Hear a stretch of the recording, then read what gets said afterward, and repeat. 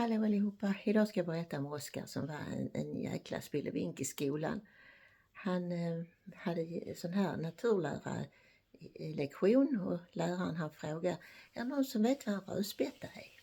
Och Oskar han räckte ju upp, ja Oskar vad är det? Det är en sån platt fisk, sa Oskar. Ja det stämmer, sa läraren. Men vet du varför den är platt då? Funderade Oskar lite, sen sa han, ja jag tror det var för att det var en val som hade sex med den. Läraren blev ju rent frosig. En känga i röven på Oskar och upp till rektorn med han sitter där hos rektorn, så säger rektorn, ja men var inte det lite onödigt att svara så, för han hade ju fått reda på vad som hände. Ja, så Oskar, jag tyckte det var en sån dum fråga.